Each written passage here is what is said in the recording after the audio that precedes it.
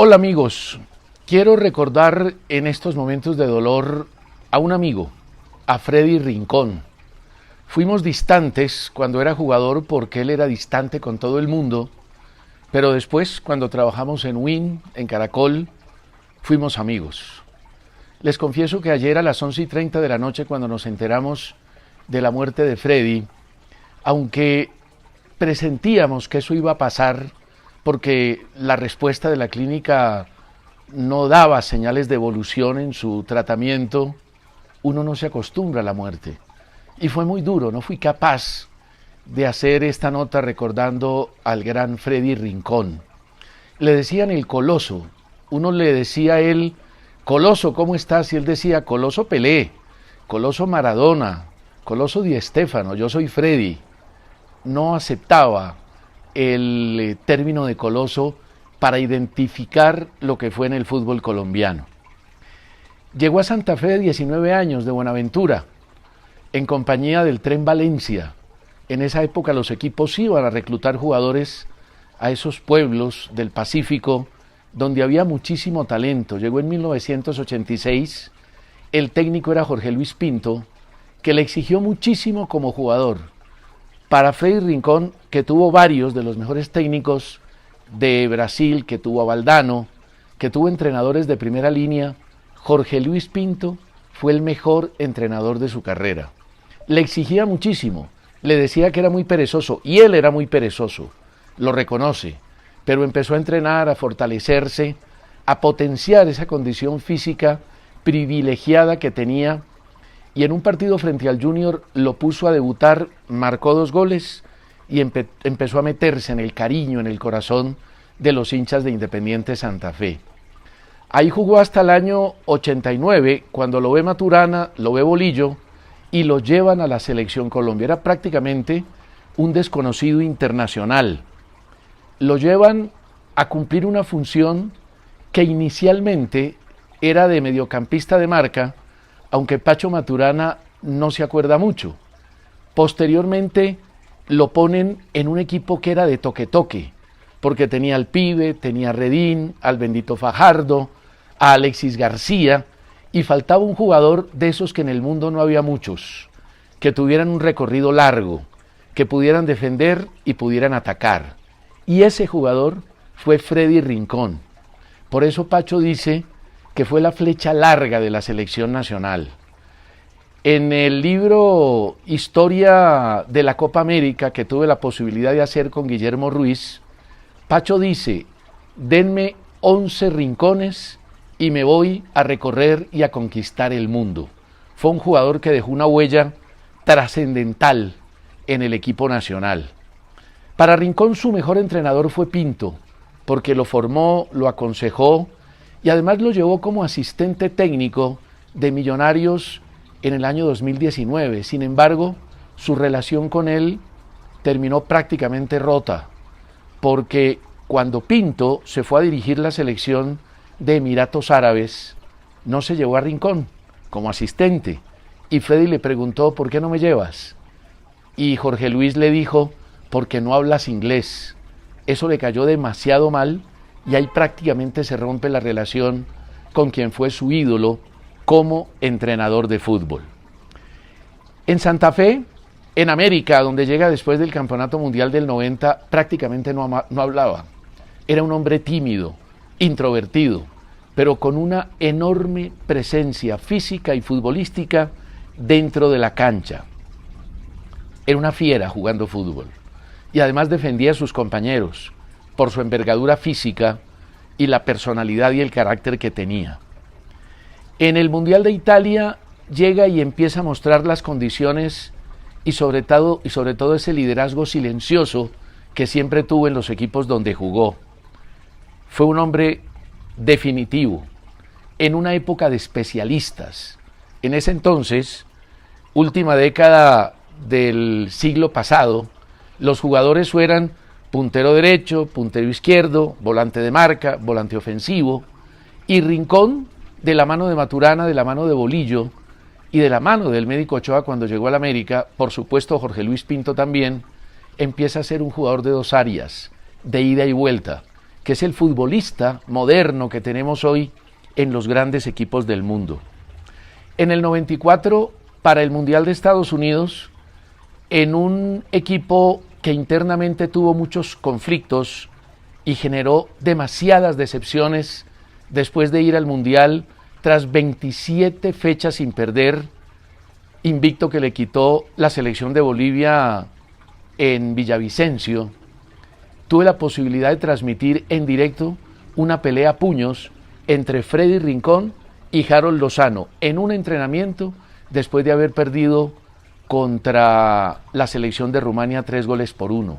Había muchas divisiones y Rincón mostraba sin una gran expresividad su personalidad y su don de mando dentro del equipo, aunque había otros muy importantes que también lo tenían.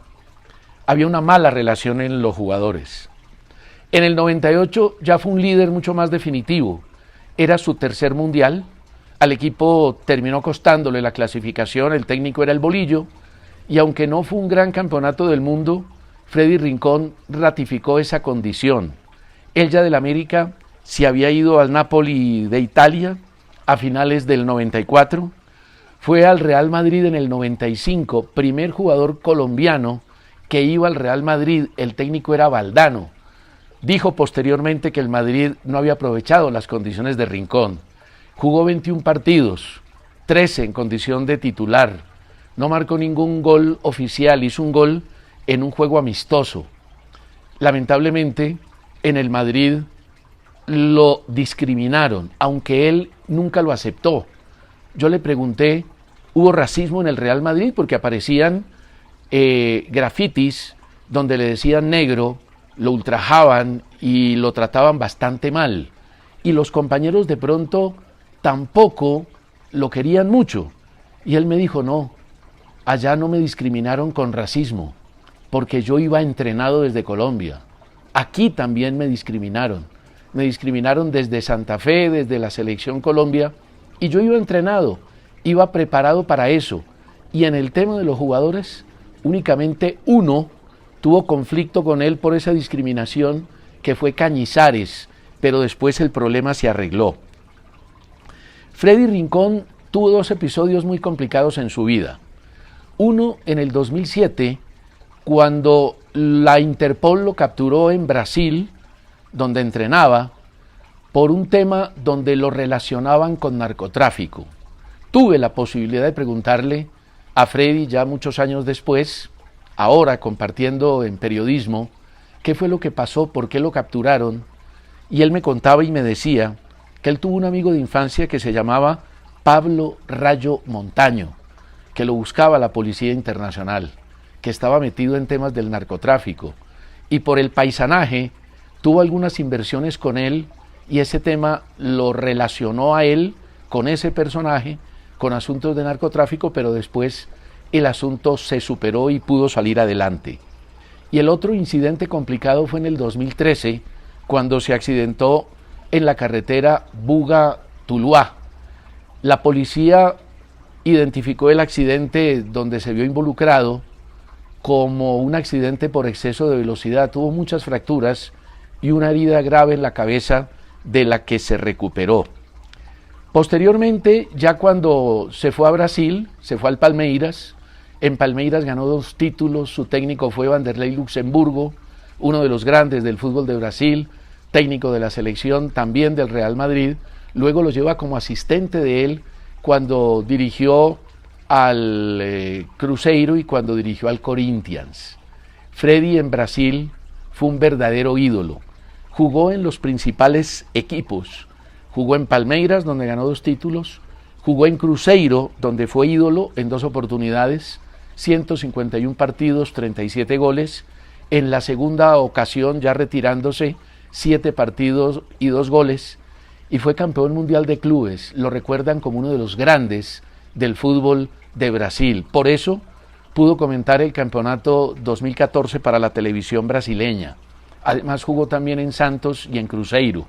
Posteriormente fue director técnico. Él no estaba seguro de ser entrenador.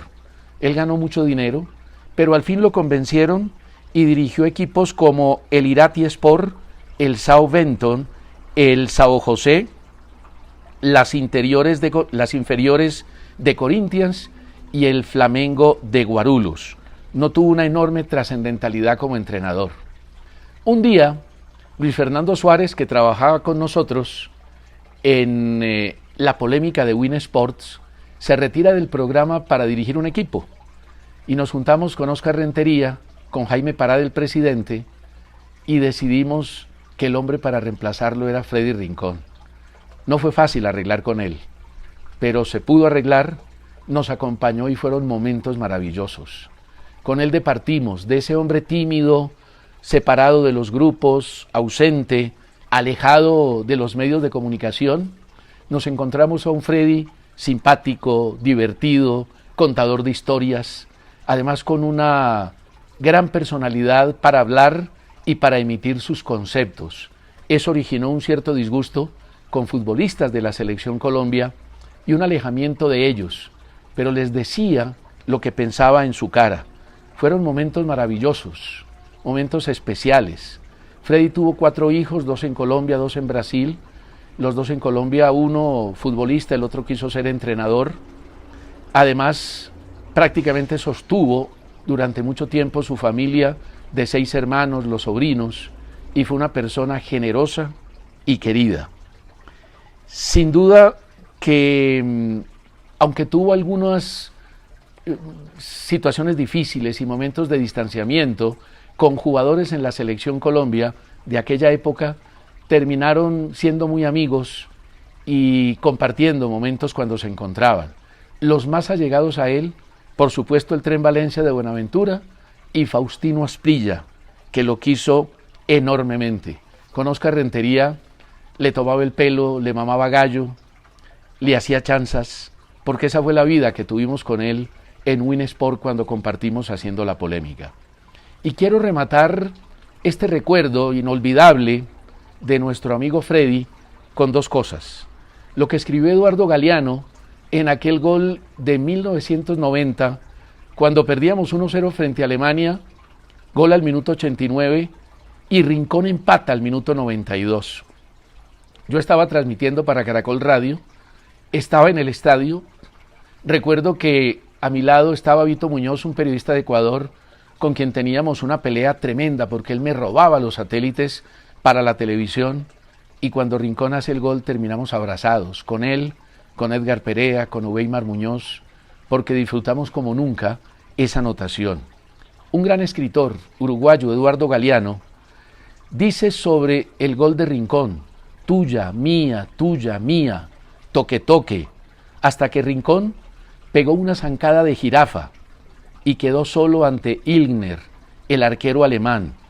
Entonces Rincón no pateó la pelota, la acarició y ella se deslizó suavecito por entre las piernas y fue gol. Sin duda que ha sido uno de los momentos más emocionantes que hemos vivido en el fútbol internacional. Y remato con esto que escribió mi mariposita, mi esposa, en Instagram, que me llegó al alma. Ella escribió: la vida es una constante sucesión de duelos. La muerte no nos roba a los seres amados. Al contrario, nos los guarda y nos los inmortaliza en el recuerdo. Pero hay algo que ni siquiera la muerte rompe: el amor. Y aunque ya no podamos ver a la otra persona, ni sentir su aroma, ni escuchar su voz, ni mirarla a los ojos, ni abrazarla físicamente, siempre podremos cerrar nuestros ojos para recordarla, para decirle desde nuestro corazón que le echamos de menos, que la amamos, que nos perdone, que nos abrace. Eso para Freddy Rincón. Chao.